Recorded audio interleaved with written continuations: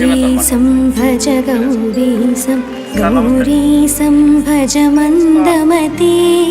जलभवदुस्तर जलधिसुतरणं ध्येयं चित्ते शिवहरचरणम् अन्योपायं नहि सत्यं गेयं शङ्कर शङ्कर नित्यम्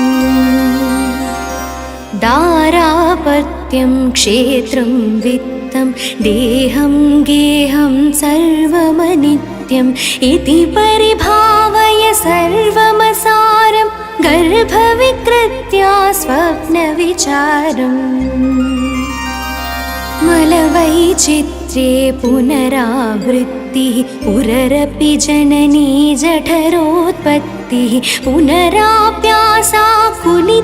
जठटं किं नहि मुचंसि कथये चित्तम् मायाकल्पितमैन्द्रं जालं नहि तत्सत्यं दृष्टिविकारं ज्ञाते तत्त्वे सर्वमसारं मा कुरु विषयविचारम् रज्जौ सर्पभ्रमणारोपः तत्त्वब्रह्मणि जगदारोपः मिथ्या माया मोहविकारं मनसि विचारय वारं वारम् अध्वरकोटि गङ्गागमनं कुरुते योगं चेन्द्रियदमनं ज्ञानविहीनः सर्वमतेन न भवति मुक्तो जन्मस्य तेन सोऽहं हंसो ब्रह्मोऽवाहं शुद्धानन्दस्तत्त्वपरोऽहम् अद्वैतोऽहं सङ्गविहीने चेन्द्रियवात्मनि निखिले लीने शङ्कर किङ्कर मा कुरु चिन्तां चिन्तामणिना विरचितमेतत् यः सद्भक्त्या पठति नित्यं ब्राह्मणि लीनो भवति सत्यम् इति श्रीचिन्तामणि विरचितं गौरीशाष्टकं सम्पूर्णम्।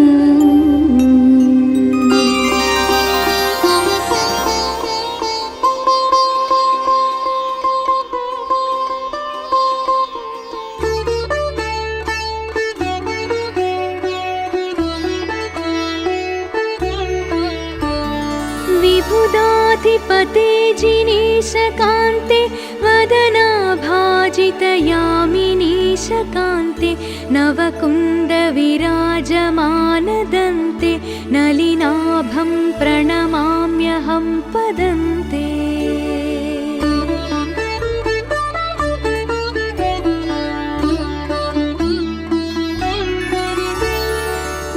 विकचाम्बुरुहां विलासचोरैरतिशीतैः प्रवहद्दयाम्बुपूरैः शशिशेखरचिन्तनोत्तरङ्गैस्तरसालोकय देवी मामपाङ्गैः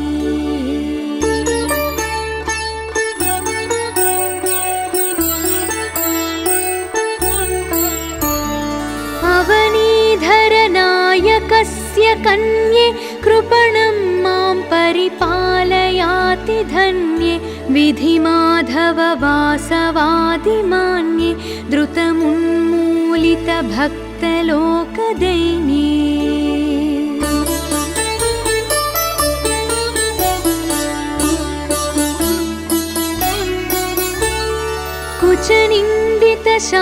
कुचनिन्दितशातकुम्भशैले मणिकाञ्चीवलयोल्लसद्दुकूले परिपालय मां भवानि बाले त्रिजगद्रक्षणजागरूकलीले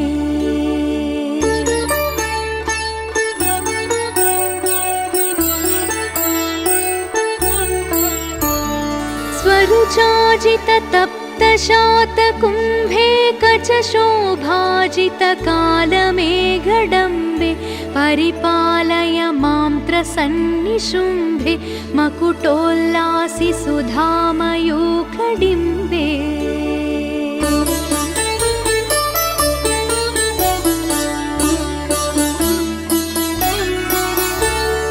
कुसुमायुधजीवनाक्षिकोणे परितो मामव पद्मरागशोणे स्मरवैरिवशीकृतप्रवीणे चरणाब्जानत सत्क्रियाधुरीणे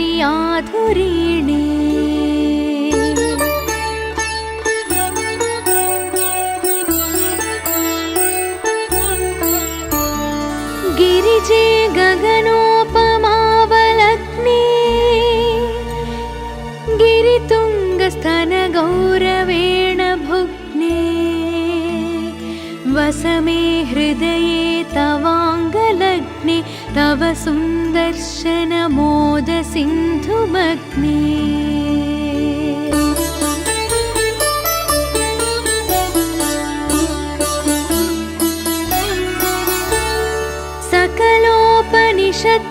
सकलोपनिषत्सरोजवाटी कलहं स्यास्तवमेकवित्वधाटी कृपया विरभूदियं तु पेटी वहतु त्वद्गुणरम्यरत्नकोटिः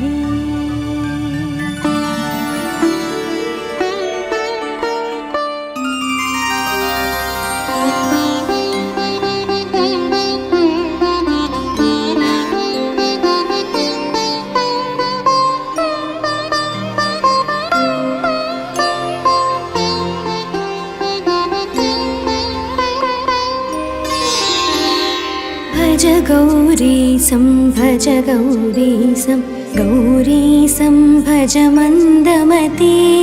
जलभवदुस्तर जलधिसुतरणं ध्येयं चित्ते शिवहरचरणम् अन्योपायं नहि नहि सत्यं गेयं शङ्कर शङ्कर नित्यम् दारापत्यं क्षेत्रं वित्तं देहं गेहं सर्वमनित्यम् इति परिभावय सर्वमसारं गर्भविकृत्या स्वप्नविचारम् मलवैचित्र्ये पुनरावृत्तिः पुररपि जननी जठरोत्पत्तिः पुनराप्यासाकुलितं जठटं किं नहि मुचंसि कथये चित्तम् मायाकल्पितमैन्द्रं जालं नहि तत्सत्यं दृष्टिविकारं ज्ञाते तत्त्वे सर्वमसारं मा कुरु विषयविचारम्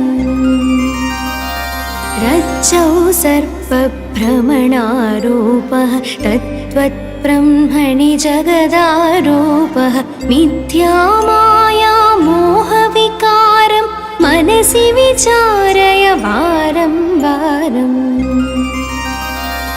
अध्वरकोटि गङ्गागमनं कुरुते योगं चेन्द्रियदमनं ज्ञानविहीनः सर्वमतेन न भवति मुक्तो जन्मस्य तेन सोऽहं हंसो ब्रह्मो वाहं शुद्धानन्दस्तत्त्वपरोऽहम् अद्वैतोऽहं सङ्गविहीने चेन्द्रियवात्मनि निखिले लीने शङ्कर किङ्कर मा कुरु चिन्तां चिन्तामणिना विरचितमेतत् यः सद्भक्त्या पठति नित्यं ब्राह्मणि लीनो भवति सत्यम् इति श्रीचिन्तामणि विरचितं गौरीशाष्टकं सम्पूर्णम्।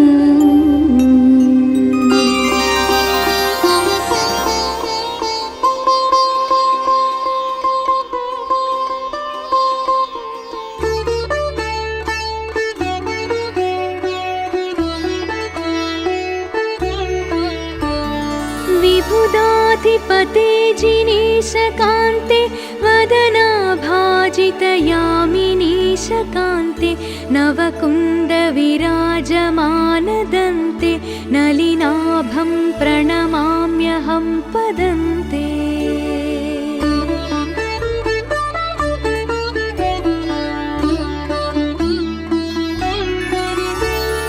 विकचाम्बुरुहां विलासचोरैरतिशीतैः प्रवहद्दयाम्बुपूरैः शशिशेखरचिन्तनुत्तरङ्गैस्तरसालोकय देवि मामपाङ्गैः।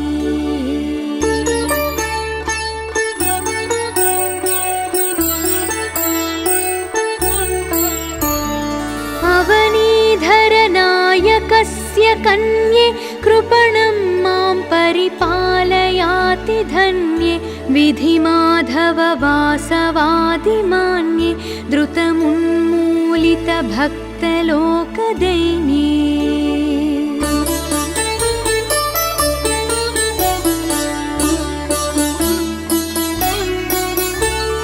कुचनिन्दितशातकुम्भशैले मणिकाञ्चीवलयोल्लसद्दुकूले परिपालय मां भवानि बाले त्रिजगद्रक्षणजागरूकलीले।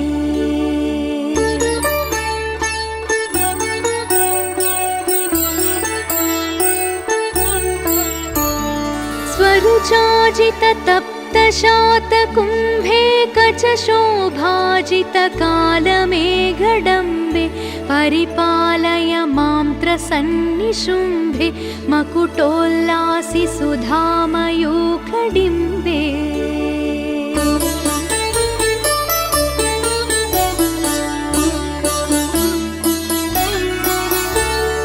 कुसुमायुधजीवनाक्षिकोणे परितो मामव पद्मरागशोणे स्मरवैरिव शीकृतप्रवीणे चरणाब्जानत सत्क्रियाधुरीणे।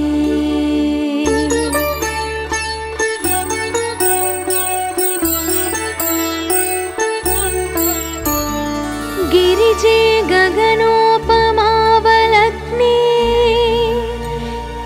गिरितुङ्गस्तनगौरवेण भुग्ने वसमे हृदये तवाङ्गलग्ने तव सुन्दर्शनमोदसिन्धुमग्ने।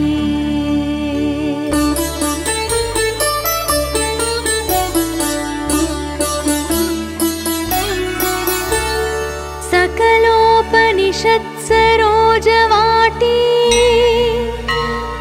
कलहं स्यास्तवमेकवित्वधाटी